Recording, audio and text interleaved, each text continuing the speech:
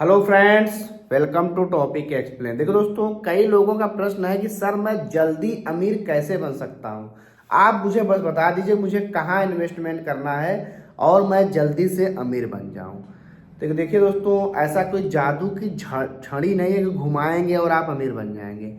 Investment के सबके अपने अपने तरीके हैं। आप LIC में पैसा कितना डाल रहे हैं, FD में कितना डाल रहे हैं, RD में कितना डाल रहे हैं, PF में कितना डाल रहे हैं, आप NSC कितने करा रहे हैं, आप नेशनल पेंशन स्कीम में कितना डाल रहे हैं।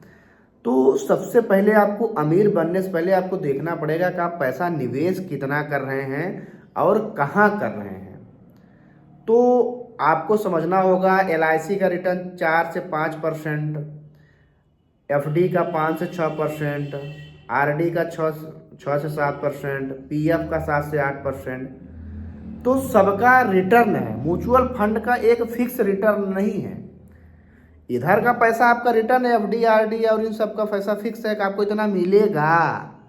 लेकिन म्यूचुअल फंड का पैसा रिटर्न फिक्स नहीं है, लेकिन फिर भी इन लोगों से यहाँ पर रिटर्न ज़्यादा मिलता है। कितना मिलता है? एवरेजन 12% से 15% मिल जाता है लॉन्ग टर्म में, शॉर्ट टर्म में नहीं।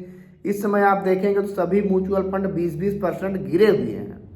अब गिरे हुए हैं तो मौका है खरीदने का, तो लमसम कर दीजिए। अब मार्केट उठेगा तो काफ़ी अच्छा खासा फायदा होगा। मार्केट गिरता तो कम है लेकिन उठता ज़्यादा है। 50% भी मार्केट गिरता है ना, उठता वो 100% है। आप कहेंगे सर 100%? हाँ भाई, आपने कोई चीज़ 100 रुपए की खरीदी थी, 50% गिरा तो आपका 50 रुपया हो गया। और किसी ने अगर 50 रुपए में ही उसको इस समय खरीद लिया, उस 100 पे गया तो आपका 50 से 100 यानी दुगना हो गया।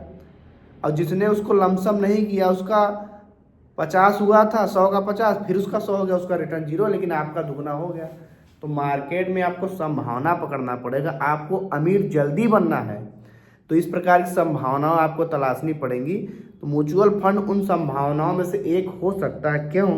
क्योंकि यहाँ पे आपको SIP और लमसम दोनों का ऑप्शन मिलता है। यानी मार्केट गिरा है तो पैसा ज़्यादा लगा दो, और नहीं गिरा है तो SIP करते रहो।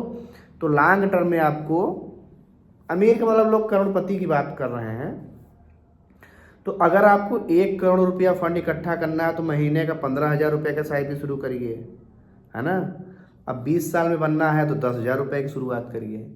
तो आपको ऐसा पैसा डालना पड़ेगा। और अगर यही आप स्टेप अप SIP करेंगे तो आपका जो एक अमाउंट है वो जल्दी इकट्ठा हो जाएगा, तो आप बन सकते हैं।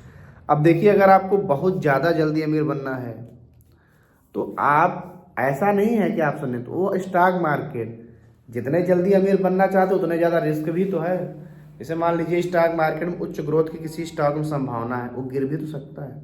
तो सबसे बढ़िया है म्यूचुअल फंड, क्योंकि म्यूचुअल फंड में रिस्क बहुत कम होता है। आपका पैसा किसी एक कंपनी में न लग के बहुत सारी कंपनियों में लगता है। आप स्मॉल कैप कंपनी में पैसा, स्मॉल कैप म्यूचुअल फंड लिए हैं तो लगभग बढ़िया बढ़िया जितनी आपका जो फंड मैनेजर होता है सब में लगा देता, दो एक एक दो 50% सबको दे देता, लो भैया सब ग्रो करो। वो लोग अपने से डिसाइड करते हैं कि किसमें ज़्यादा संभावना है, वो लोग उसमें ज़्यादा लगाते हैं। अब जोखिम और रिवार्ड को देखते हैं।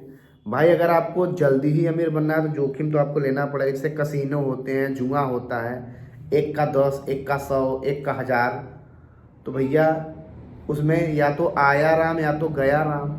तो अगर आपको स्मॉल, आपको अमीर बनना है तो आपको 15 से 20 साल का टाइम अगर आपके पास है तो आप अभी से उसके लिए मेहनत करिए, पूंजी जुटाइए, आप बिल्कुल अमीर बनेंगे।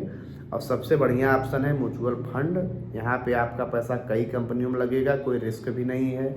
मान लीजिए आपका जो स्मॉल कैप में आपने फंड खरीदा है और उसमें 100, आपका फंड मैनेजर वो आपका पैसा, या तो आपके जैसा जितना लोगों सबका पैसा 100 कंपनी में लगा दिया। उसमें मान लीजिए 2 कंपनी एकदम बर्बाद हो गई, खत्म हो गई, दिवालिया हो गई, 18 कंपनी तो जिंदा है।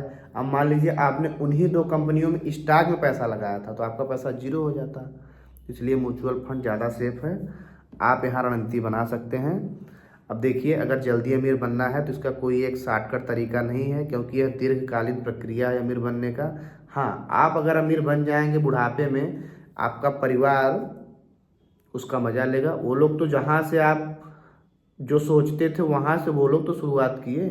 तो भाई शुरुआत तो करनी पड़ेगी। लोग बहुत ज़्यादा सोचते हैं कि हमारे दादाजी हमारा का शेयर लिए होते तो आज हम इतना हो गया होता, ऐसा कुछ नहीं होता है। आप खुद सोचिए ना कि आप अपनी पीढ़ी के लिए क्या कर रहे हैं, तो शुरुआत आप करिए। और आपका प्रश्न है तो आप हमसे कमेंट पूछ सकते हैं। मिलेंगे अगली वीडियो में, तब तक के लिए जय हिंद।